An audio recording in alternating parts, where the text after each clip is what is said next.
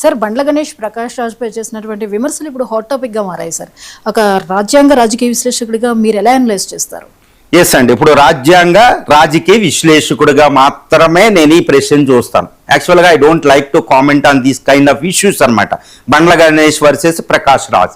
ఇక్కడ వీళ్ళు ఎవరు వ్యక్తులని నేను చూడను, ఎవరు ప్రశ్నించారు, ఎవరు వేరే వ్యక్తిని చేశారు, పేర్లు కూడా ఎత్తకుండా చెప్తాను.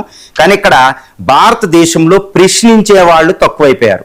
భారతదేశంలో ఎప్పుడూ ఒక ప్రజాస్వామ్య వ్యవస్థగా భారతదేశంలో నైమిషారణ్యం అని, బదరికాశ్రమం అని, భారత సంస్కృతిలో కూడా ప్రశ్నించే వాళ్ళని ఎప్పుడూ కూడా చాలా ఇంపార్టెన్స్ ఇవ్వాలన్నమాట. ఒకటి గుర్తుపెట్టుకోవాలి, సీత పాతివ్రత్యాన్ని ప్రశ్నిస్తాడు ఒకళ్ళు, కానీ కొలువులో లక్ష్మణుడు కోపం పడతాడు, కానీ రాముడు శ్రీరామచంద్రుడు ఆపుతాడు. ఆయన ప్రశ్నించేదాన్ని ప్రశ్నించనివ్వండి, వాళ్ళు సామాన్యులైనా వాళ్ళ ప్రశ్నించే హక్కు ఉంది, లేకపోతే నేను రాజ్యంలో చేయడానికి లేదని లక్ష్మణుడు పక్కన పెట్టి ప్రశ్నింపజేస్తాడు. ఆయన సీత మీదే క్వశ్చన్ రంగిస్తారు, మనకు తెలుసు రామాయణంలో.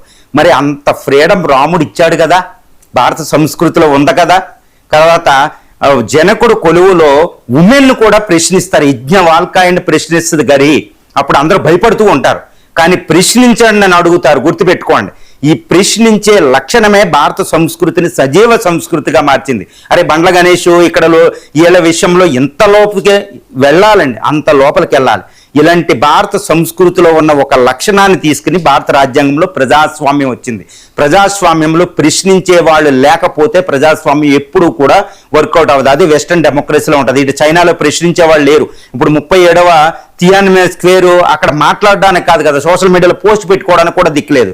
నార్త్ కొరియా పరిస్థితి చూడండి ఎలా ఉందో, వేరే దేశాలు చూడండి. భారతదేశంలో ఆ పరిస్థితి లేదు. రాజ్యాంగం అన్ని కల్పించింది. ఇక్కడ ప్రశ్నించే వాళ్ళు కరువయ్యారు, ప్రశ్నించే వాళ్ళు చచ్చిపోతున్నారు. ఇక్కడ ప్రశ్నించే వాళ్ళు చాలా చాలా తక్కువ ఉన్నారు. ఇప్పుడు ప్రకాష్ రాజ్ గారు ప్రశ్నిస్తున్నారు. ఆ ప్రశ్న మంచిదా కాదా అని నేను చెప్పను, కానీ ఆ ప్రశ్నించే లక్షణాన్ని నేను ఆదరిస్తా. ఆ ప్రశ్నించే లక్షణం అనేది రాజ్యాంగం కల్పించిన హక్కు.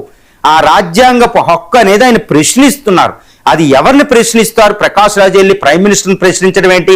ప్రకాష్ రాజ్ వెళ్ళి పవన్ కళ్యాణ్ గారిని ప్రకాష్ రాజ్ వెళ్ళి ప్రశ్నించే హక్కు ప్రతి సామాన్యుడికి ఉంది. ఆ హోదా సంబంధంలే, ప్రాంతానికి సంబంధంలే, మతానికి సంబంధంలే, కులానికి సంబంధంలే.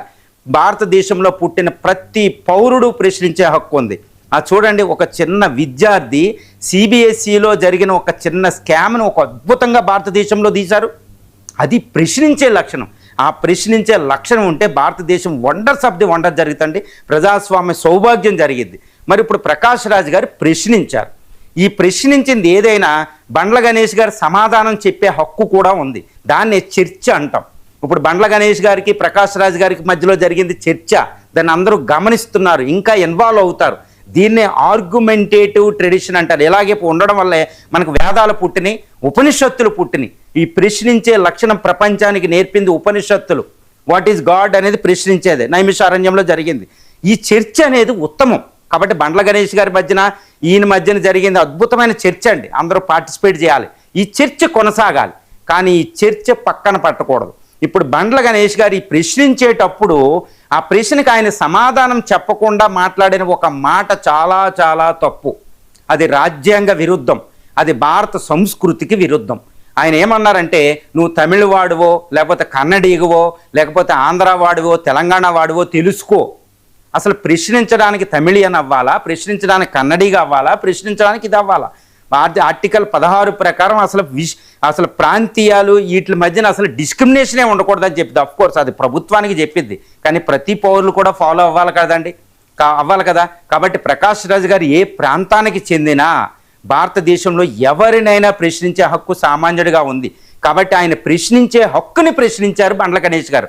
ఆయన ప్రశ్నించిన దానికి సమాధానం కాదు, ఆయన ప్రశ్నించే హక్కుని ప్రశ్నించారు. కాబట్టి బండ్ల గణేష్ గారు ఇప్పుడు నిష్పాక్షపాతంగా, రాజ్యాంగబద్ధంగా, భారత సంస్కృతికి అనుకూలంగా, రామాయణ మహాభారతాలకి నైమిషారణ్యం వాటి అన్నిటి పరంగా నేను మాట్లాడితే బండ్ల గణేష్ గారు ఇమ్మీడియట్గా అపాలజీ చెప్పాల్సిందే.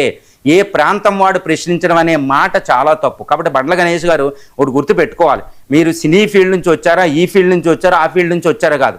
ఒక కూలి పని చేసే ఒక వ్యవసాయదారుడు కూడా ప్రశ్నించవచ్చు. ఏ వృత్తి అనేది ఇక్కడ నేను మాట్లాడడంలే. అసలు మనం చేసే వృత్తిలో ఏంటి. ఇప్పుడు తమిళియన్ సినిమాలు చూస్తే ఒక జై భీమ్ లాంటి మూవీ, భారతీయుడు మూవీ, ఒక అపరిచితుడు మూవీ, జై భీమ్ చూడండి ఎంత మెసేజ్లు ఇస్తున్నాయి. బట్ ఇక్కడ తెలుగులో ఎలాంటి మెసేజ్లు ఇస్తున్నాయి. ఇక్కడ తెలుగు తమిళ సినిమాలే చూడండి. అసలు తమిళ సినిమాలు ఇక్కడ మెసేజ్ అనేది ఇంపార్టెంట్. ఒక అమ్మని ఏమే అని పిలిచి ఇలా పిలిచే విధంగా సినిమాలు అంటే ప్రజలకు కూడా మెసేజ్ ఇచ్చే విధంగా ఉండాలి. పోలీసు వ్యవస్థని ఉద్ధరించే విధంగా పోలీస్ పాత్రలు ఉండాలి. ఒక రాజ్యాంగంలో ఇలాంటి పాత్రలు మనం బేరీజ్ వేయండి తమిళనాడుకి తెలుగు సినిమాలకి. నేను అంటున్నాను కాదు, ఇప్పుడు ఇంకా లోతుకి వెళ్ళక్కలే. కాకపోతే ఇక్కడ అడిగితే ప్రకాష్ రాజ్ గారు ప్రశ్నించే లక్షణాన్ని క్వశ్చన్ చేయకూడదు. ఆయన ప్రశ్నించిన తీరులో ఉన్నదాన్ని విమర్శించాలి. కానీ ఆయన ప్రశ్నించే హక్కునే మీరు క్వశ్చన్ చేశారు కాబట్టి అకార్డింగ్ టు ద కాన్స్టిట్యూషన్ ఏంటంటే మీరు అపాలజీ చెప్పాలి. నేను నిష్పాక్షపాతంగా ఈ విషయాన్ని అయితే మాట్లాడుతున్నాను. సార్, రష్యా నుంచి 4వ S-400 ఇండియాకు వచ్చింది.